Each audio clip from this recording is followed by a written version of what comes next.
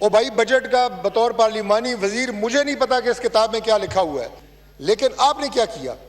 ابھی تقریر شروع نہیں ہوئی وزیر خزانہ کی، ابھی اسپیکر صاحب نے مائک انہیں دیا، ابھی انہوں نے بسم اللہ نہیں پڑھی، آپ نے یہاں پہ نعرے مارنے شروع کر دیے، کیا جناب عوام دشمن بجٹ نامنظور، کسان دشمن بجٹ نامنظور۔ چاہے وہ بجٹ کی تقاریر ہوں یا چارج ایکسپینڈیچر کے حوالے سے گفتگو ہو، یہاں پہ چیئرمین ٹوٹل 5 ایسے ٹاپک ہیں جس کے اوپر اپوزیشن کی پوری جو ان کی تقاریر ہیں وہ منحصر ہیں، اور 5 پوائنٹ کے گرد ان کی تمام تقاریر گھومتی ہیں۔ پہلے تو یہ کہ فرد واحد کے گرد گھومتی ہیں، فرد واحد کے گرد انہوں نے پاکستان کا پورا نظام گھمانے کی کوشش کی ہوئی ہے، وہ بجٹ ہو، وہ پاکستان کا جوڈیشل سسٹم ہو، وہ پاکستان کی پارلیمنٹ ہو، وہ صرف ایک فرد کے گرد انہوں نے گھمائی ہوئی ہے، جس پہ آگے میں تھوڑی بات کروں گا۔ لیکن وہ 5 موضوعات کیا ہیں جو پچھلے 8 دن سے مسلسل ہر تقریر کا موضوع ہے؟ عمران خان کی رہائی، عمران خان سے ملاقات، عمران خان کا علاج، الیکشن 2024، اور اس کے بعد شعر و شاعری۔ او بھائی بجٹ کا بطور پارلیمانی وزیر مجھے نہیں پتا کہ اس کتاب میں کیا لکھا ہوا ہے۔ ہماری کیبنٹ کو جب وہاں پہ مختصر وہاں پہ تمام ڈیٹیلز دی گئیں، اس کی ان تجاویز کو آپ تک کیسے پہنچ گئیں کہ جناب عوام دشمن بجٹ ہے؟ یہ ہے ان کا رویہ، غیر سنجیدگی، یہ ہے اس پارلیمان کے اندر ان کا وہ کردار جس پہ انہیں غور کرنے کی ضرورت ہے۔ پارلیمان مضبوط وہ صرف گورنمنٹ کی طرف سے نہیں ہوتا، آپ بھی اس پارلیمان کو مضبوط کرنے میں اپنا کردار جو ہے وہ ادا کریں۔ اور دوسری بات، جب بھی آپ کو یہاں موقع دیا جاتا ہے گفتگو کرنے کا، کبھی کہتے ہیں جناب یہاں پہ سینسر ہو رہا ہے، کبھی کہتے ہیں فلاں ہو رہا ہے، عدلیہ کے حوالے سے باقاعدہ آرٹیکلز کا حوالہ میں ریپیٹ نہیں کروں گا، جناب وکیل ملک صاحب نے دیا کہ آپ سٹنگ جج کے حوالے سے ایسے ریمارکس نہیں دے سکتے۔ وہ تو آپ یہ کہیں کہ یہ تو پارلیمان ہے، اس کا تو اپنا ایک تقدس اور تکریم ہے، آپ پریس کانفرنس میں کسی اور جگہ میڈیا پہ بھی آپ وہ ریمارکس نہیں دے سکتے۔ میں سمجھتا ہوں کہ اسی ہی سینٹٹی کے حامل ہمارے قومی سلامتی کے ادارے ہیں۔ آپ جب ان کے خلاف گفتگو کرتے ہیں تو آپ پاکستان کے خلاف گفتگو کرتے ہیں، آپ ریاست کے خلاف گفتگو کرتے ہیں۔ جناب چیئرمین، میں بالکل وثوق سے یہ بات کہہ رہا ہوں کہ آپ کا یہ مضبوط پارلیمان، آپ کی مضبوط فوج، آپ کا مضبوط دفاعی ادارے وہ اس ملک کی سلامتی کے ضامن ہیں، وہ مضبوط فیڈریشن کے ضامن ہیں۔ ہم نے 18ویں ترمیم میں تمام صوبوں کے اختیارات دیے، اور آج بھی ہم سمجھتے ہیں کہ کئی ایسی، آج صبح بھی میرا تنویر صاحب کے ساتھ بیٹھا ہوا تھا، ہم فوڈ اینڈ ایگریکلچر پہ بات کر رہے تھے، مجھے وہ کہہ رہے تھے کہ آج بھی جو میجورٹی اختیارات ہیں وہ سارے ڈیوالٹ سبجیکٹ ہیں، وہ سارے صوبوں کے پاس ہیں۔ تعلیم ہم نے صوبوں کو دی، ہیلتھ ہم نے صوبوں کو دی، کھیل صوبوں کے پاس چلا گیا، ٹورزم صوبوں کے پاس چلا گیا، کئی اور جو محکمے ہمارے یہاں وفاق کے تھے صوبوں کے دیے۔ لیکن اس فیڈریشن کو قائم رکھنے کے لیے، پاکستان کو مضبوط رکھنے کے لیے آپ کو مضبوط دفاعی ادارے اور مضبوط فوج کی ضرورت ہے۔ بیجا تنقید اگر آپ ان اداروں کے اوپر کریں گے تو میں سمجھتا ہوں کہ یہ سسٹم کے ساتھ، اس ملک کے ساتھ زیادتی ہے، اور خاص طور پہ جن چیلنجنگ حالات سے آج ہم گزر رہے ہیں۔ ابھی جس طرح انڈیا کے ساتھ ہماری جنگ ہوئی، انڈیا کے ساتھ جو مارکہ حق تھا، جس طرح اللہ تعالیٰ نے ہمیں اس میں کامیابی دی، اس کے بعد ابھی جو امریکہ اور ایران کی جنگ میں ہم ثالثی کا کردار ادا کر رہے تھے، اللہ تعالیٰ نے کرم کیا کہ میمورنڈم آف انڈرسٹینڈنگ وہ سائن ہوا، اور اس میں بطور گارنٹر ہمارے پرائم منسٹر جناب شہباز شریف صاحب نے سائن کیے۔ کلیدی کردار جو ہے وہ فیلڈ مارشل سید عاصم منیر کا رہا، ہماری ڈی پی ایم جو ہے اس میں ان کا بڑا مرکزی کردار رہا۔ یہ عزت بھی پاکستان کے حصے میں آئی، بہت بڑی عزت، جو قومیں صدیاں، جیسے کہ پرائم منسٹر نے کہا، ان کا خواب دیکھتی ہیں۔ لیکن جناب چیئرمین، اس کے ساتھ ساتھ آپ کو یہ بھی پتہ چلا، ہم جب سے اللہ تعالیٰ کے فضل سے پاکستان ایٹمی قوت بنا، ذوالفقار علی بھٹو صاحب کے دور میں پروگرام شروع ہوا، میاں نواز شریف صاحب نے ایٹمی دھماکے کر کے اس پاکستان کو اللہ کے فضل سے ایٹمی ملک جو ہے وہ قرار دیا، ڈکلیئر کیا۔ جب سے ہم سن رہے ہیں پاکستان ایک ایٹمی ملک ہے، آپ یقین جانیں کہ مارکہ حق کے بعد اور اس کے بعد امریکہ اور ایران کی جنگ کے بعد خدا شاہد ہے کہ مجھے پہلی دفعہ احساس ہوا کہ ایٹمی ملک ہونے کا مطلب کیا ہوتا ہے، اس کی افادیت کیا ہے، یہ کتنی بڑی پاکستان کے لیے اس کی حفاظت، اس کی سالمیت، اس کے دفاع، اس کی عزت و تکریم، اس کی آزادی، اس کی حرمت کے لیے کتنی بڑی فخر کی بات ہے، جس کے لیے ہم اللہ تعالیٰ کا شکر ادا کرتے ہیں کہ ہمیں ایک ایٹمی صلاحیت ہے، ہمارے پاس ایک مضبوط فوج ہے۔ یہ دونوں چیزیں لازم و ملزوم ہیں۔ آج خدا نخواستہ اگر ہماری فوج کمزور ہو تو جو انڈیا جو ایک مائٹ ہے عددی اعتبار سے، اس ریجن کے اندر وہ سمجھتا تھا کہ شاید میری اب مکمل تسلط اور مکمل میری اجارہ داری قائم ہو چکی ہے، لیکن ہم نے دھول چٹائی اسے اللہ کے فضل سے. پوری دنیا نے، آج ہم نہیں، پوری دنیا، president of United States president Trump کہہ رہے ہیں کہ آپ کے اتنے جہاز جو ہے وہ پاکستان نے گرائے ہیں. اس سے بڑی گارنٹی پوری دنیا کو اور کیا ہو سکتی ہے؟ تو یہ عزت جو آپ کو ملی ہے، آپ فوج پہ اور قومی سلامتی کے اداروں کے اوپر، دفاعی اداروں کے اوپر بیجا تنقید کرنا، یہ آپ فیشن سمجھتے ہیں. اس کا سیاست سے کوئی تعلق نہیں ہے.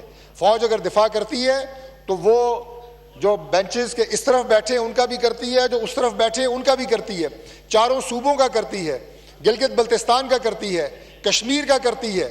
اور جتنی شہادتیں فوج دے رہی ہے اس وقت، ہمارے ڈیفنس منسٹر نے اس دن بتایا کہ 3 سالوں میں 4000 سے زائد فوج کے افسران اور جوان شہید ہوئے. جوان افسران اور فوج کے افسران اور جوان عمری میں انہوں نے شہادتیں دی، اپنی جان کے نذرانے دیے اس وطن کے لیے. بچے ان کے وہ یتیم ہوئے، ان کی گھر میں جو بیویاں تھیں وہ بیوہ ہوئیں، مائیں اور والدین ان کے راستہ دیکھتے رہے. لیکن آج میں یہ بات کرتے ہوئے بھی میں نے جو بات کی کہ جو آپ پورے نظام کو چاہتے ہیں کہ یہ ایک فرد عمران خان کے گرد گھومے، ملک اس طرح نہیں چلتے، سسٹم اس طرح نہیں چلتے. اب عمران خان سے ملاقات نہیں ہو رہی اور جناب کے پی کا بجٹ جو ہے اس کو روک لو. میں نے تو کہا، مجھے ٹی وی پروگرام میں پوچھا گیا، میں نے کہا جی میں تو دعا کرتا ہوں کہ کے پی کا بجٹ روکیں تاکہ 1 جولائی کو ان کی گورنمنٹ فارغ ہو جائے. اب یہ نہیں پتا کہ کے پی کا بجٹ اگر آپ روکیں گے تو 1 جولائی کو آپ کی گورنمنٹ فارغ ہو جائے گی. کیسے ایک ملک کے ایک فرد کے ساتھ آپ اسٹیٹ کے نظام کو جو ہے اس کے ارد گرد گھما رہے ہیں. میں وہ الفاظ دہرانا نہیں چاہتا کہ آپ کی ایک ممبر نے کہا جناب فلاں بندہ نہیں تو پاکستان نہیں، خدا نہ خواستہ. اس طرح جو ہے آپ اس ملک کی خدمت کرنا چاہتے ہیں. بہرحال میں اب اس تمام جو کچھ چیزیں تھی کہنی تھی نہیں کہوں گا، چونکہ آج ہم فلیگ میٹنگ کر چکے ہیں اور ان شاء اللہ تعالیٰ ہم مذاکرات کی طرف بڑھ رہے ہیں. میں جناب چیئرمین آخر میں ایک بات عرض کرنا چاہتا ہوں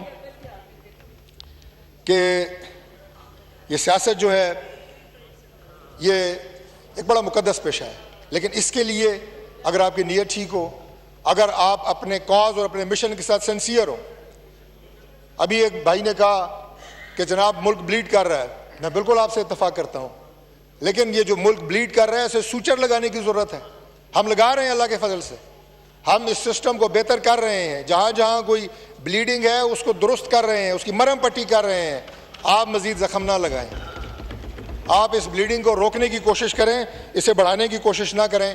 جناب چیئرمین میں آپ کا بہت مشکور ہوں کہ آپ نے مجھے وقت دیا اور ہم نے کوشش کی کہ جو موضوعات جن پہ آج بات ہوئی ان کا اختصار کے ساتھ جواب دیا جا سکے. پاکستان زندہ باد. جی اس کے بعد میں جب یہ مذاکرات کی بات کی تو اسی سے میں لنک کروں گا کل کے جو مناظر آپ نے اس پارلیمنٹ میں دیکھے، مجھے بہت اچھا لگا.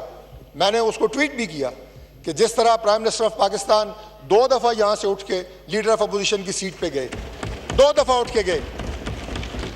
ایک وہ پرائم منسٹر تھے جناب چیئرمین، آپ کو یاد ہے کہ یہاں پہ چونکہ لیڈر آف اپوزیشن جناب شہباز شریف صاحب بیٹھتے تھے، اگر یہاں انہیں سیدھا آنا پڑتا تو شاید کوئی آئی کانٹیکٹ ہو جاتا.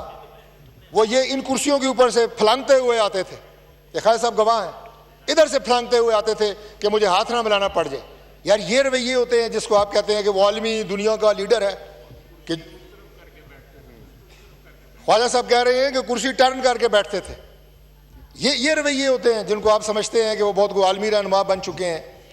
یہ رویہ غیر پارلیمانی ہے، غیر جمہوری ہے، ہماری روایات کے خلاف ہے. ہماری جو مشرقی روایات، آپ یہ کہیں کہ ہماری تہذیب و تمدن کے خلاف ہے. پرائم منسٹر نے پہلے آتے ہوئے کل ہاتھ ملایا لیڈر آف اپوزیشن سے، 2 دفعہ انہیں تجویز دی کہ ہم بیٹھیں بات کریں. اور یہ پہلی دفعہ نہیں ہے، آج سے 2-3 ماہ پہلے اسد کیسر صاحب گواہ ہے، بیرسٹر گور گواہ ہے، پرائم منسٹر آف پاکستان اس سے پہلے بھی وہ جا کے ان کی سیٹ کے اوپر انہیں کہہ چکے ہیں. اس کے بعد رانا ثناء اللہ صاحب اور میں جا کے لیڈر آف اپوزیشن سے درخواست کی کہ بیٹھ کے بات کریں. آج مجھے خوشی ہے کہ آج اپوزیشن پرائم منسٹر کے ساتھ بیٹھ کے بات کرنے کے لیے تیار ہے.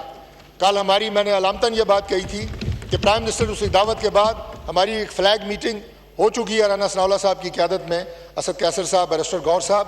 اور یہ ملک کے لیے ہے، اس میں کسی کو ایک دوسرے سے کوئی فیوریٹزم نہیں چاہیے.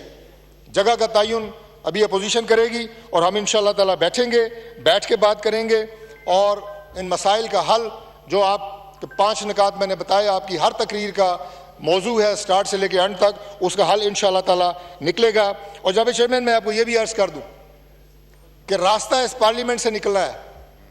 پرائم منسٹر کا فیوریٹ شعر جس کا آخری مصرع میں پڑھ رہا ہوں کہ وطن کی مٹی مجھے ایڑیاں رگڑنے دے, مجھے یقین ہے کہ راستہ یہیں سے نکلے گا. وہ راستہ آپ کی پارلیمان سے نکلنا ہے. جو تفریق اور نفرتوں کے بیج آپ بو چکے ہیں پاکستان کے ہر صوبے ہر گلی کوچے میں, انہیں کم اس پارلیمنٹ سے کیا جا سکتا ہے. اگر یہاں سے کوئی امن کا, ترقی کا, پاکستان کو مزید مستحکم کرنے کا پیغام آپ یہاں سے دیں گے تو وہ انشاءاللہ تعالی پاکستان کے ہر گلی کوچے میں پہنچے گا. یہ صلح یہاں پہ ہوگی, اور وہ صلح کسی کی ذات کی نہیں ہے, وہ اس ملک کے مسائل حل کرنے کی صلح ہے. آج آپ دیکھیں بلوچستان کے اندر چیلنجز ہیں, آج آپ دیکھیں فاٹا ایریز کے اندر چیلنجز ہیں, آج آپ دیکھیں کہ اس ملک کی معاشی ترقی سب سے بڑا چیلنج ہے. اس کے لیے آپ اپنا کردار ادا کریں, ہم اپنا کردار ادا کریں گے. یہ ملک ہم سب کا ہے. آج ہمارے ایک آنریبل ممبر جو تقریر کر رہے تھے انہوں نے بالکل صحیح کہا. انہوں نے کہا ہماری آئندہ آنے والی نسلوں نے یہاں رہنا ہے, ہم امین ہیں اس ملک کے. ہم اللہ تعالیٰ کے فضل سے اپنا یہ کردار جو ہے یہ بالکل ادا کریں گے. اور جو میں نے بہت مختصر بس آخری 1-2 منٹ جناب چیئرمین,